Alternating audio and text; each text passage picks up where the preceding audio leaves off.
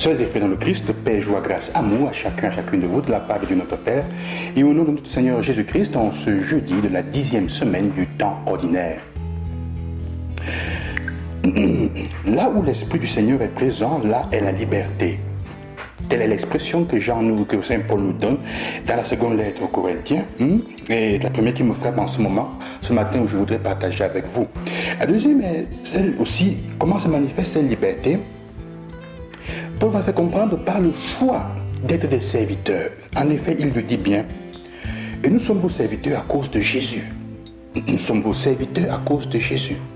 Nous ne sommes pas obligés d'être vos serviteurs, mais à cause de lui, nous sommes vos serviteurs. Ce n'est pas par faiblesse, c'est un choix de liberté, c'est un choix clair.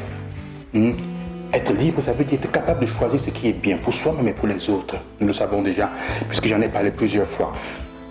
Alors, cette expression nous fait comprendre, Paul nous fait comprendre combien il est important que nous entrons dans cette dimension de la liberté comme don de l'Esprit Saint. Là où l'Esprit du Seigneur est présent, là est la liberté. Et cette liberté a un domaine qui doit être appliqué et qui est proposé par l'Évangile aujourd'hui. Jésus dit dans l'Évangile, il vous a été dit, tu ne tueras point, tu ne commettras pas de meurtre. Et si quelqu'un commet un meurtre, il devra passer en jugement. Eh bien, moi, je vous dis, tout homme qui se met en colère contre son frère devra passer en jugement. Si quelqu'un insulte son frère, il devra passer devant le tribunal. Si quelqu'un le traite de fou, il sera passible de la géhenne de feu. Jésus non seulement dit qu'il ne faut pas commettre de meurtre, il ne faut pas tuer, mais il ne dit même pas avec la colère et avec les paroles. Même pas avec l'énervement et avec les paroles. Et déjà quand la colère grandit dans ton cœur, quand elle commence à prendre forme dans ton cœur, elle est une condition sine qua non, une condition forte pour éliminer l'autre. Le meurtre veut dire éliminer l'autre. Et la colère souvent nous porte à éliminer les autres, parce qu'elle porte à la haine, elle porte à utiliser des paroles blessantes souvent, qui éliminent complètement l'autre, dans sa dignité, comme personne. Quand nous sommes en colère, souvent nous disons beaucoup de choses, qu'on pourrait dire nous ne pensons pas. Mais en fait, ce sont des choses qui sont souvent cachées dans notre cœur, et nous n'arrivons pas à les exprimer clairement comme elles sont. Alors quand nous sommes dans la colère, elles sortent de nos bouches. Les paroles qui sont dites souvent dans la colère sont les plus blessantes, mais quelquefois aussi elles sont les plus vraies, au moins celles que nous sentons le plus dans notre cœur. Et Jésus dit, quand tu laisses la colère parler en toi, non seulement tu barates ta liberté et elle te la détruit, parce que tu n'as pas la capacité de choisir dans ce contexte, quand tu es guidé par la colère, ce qui est bien pour toi et ce qui est bien pour l'autre.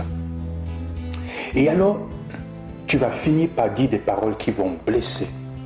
Appeler quelqu'un fou dans ce terme, ou appeler quelqu'un insensé. Chers et frères, c'est un domaine important. Dans notre société aujourd'hui, de plus en plus, l'agissement par la colère grandit. De plus en plus, les personnes se laissent agir, prendre par la colère. Parfois, on donne la faute au fait de la pauvreté, au fait des souffrances, au fait des stress. Mais en fait, c'est parce qu'on n'arrive pas à contrôler et à accepter soi-même ce que nous vivons, ce que nous sommes soi-même nous-mêmes, ce que nous vivons au quotidien. Les frustrations du quotidien font que nous nous mettons facilement en colère. L'expression « ça fait partie de moi, qu'est-ce que je vais faire ?» est un blasphème entre guillemets ou est une façon de jeter l'éponge. La colère n'est pas une fatalité.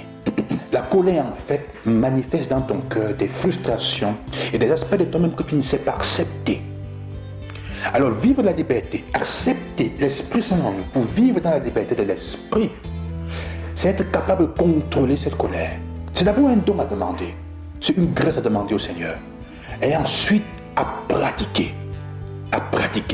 Alors, sœurs et frères, il s'agit de regarder nos colères, comment est-ce qu'elles se manifestent et comment est-ce que nous les laissons guider notre vie et gérer nos relations avec les autres au point de nous faire du mal les uns aux autres, de nous entretuer à cause de notre colère. Parce que nous parlons mal, nous éliminons les autres. Quels sont les systèmes d'élimination que nous avons dans notre quotidien? La colère peut porter à l'indifférence, à l'ignorance de l'autre, à la calomnie de l'autre, à tout faire pour détruire sa réputation. Quels sont les dégâts de la colère dans ta vie quotidienne? Il s'agit aujourd'hui de prendre acte et de demander au Seigneur la grâce de vraiment se lever pour combattre contre cela. Quand tu te laisses guider par ta colère, tu n'es plus libre. Tu perds la liberté et tu n'écoutes donc pas l'esprit qui parle à toi. Ça ne veut pas dire que s'il y a quelque chose qui te blesse, quelqu'un qui dit des choses qui te blessent, tu ne puisses pas trouver le moyen de répondre et de gérer cela. Mais ne laisse pas que la colère dicte tes actions. Elles finissent toujours par te faire regretter ce que tu as fait et avoir des problèmes de conscience. Alors, sœurs et frères, je vous prie aujourd'hui, je prie pour vous, afin que ce sentiment qui parfois semble nous subjuguer, nous puissions avoir la grâce de la liberté de l'esprit pour la dominer, l'orienter, la canaliser vers un bien. C'est une énergie qui peut être canalisée pour faire quelque chose de bien. Orientez vos colères pour vous améliorer, pour améliorer votre propre vie. Non pas tourner vers les autres pour leur faire du mal. Quand quelqu'un dit « tu m'as fait mettre en colère », c'est faux, tu détournes le problème. Il faut plutôt dire « je me suis mis en colère ». C'est un sentiment qui t'appartient et c'est à toi de le gérer. Que Dieu vous bénisse et qu'il vous accompagne. Loué soit Jésus-Christ à demain. Et moi je vous bénis au nom du Seigneur.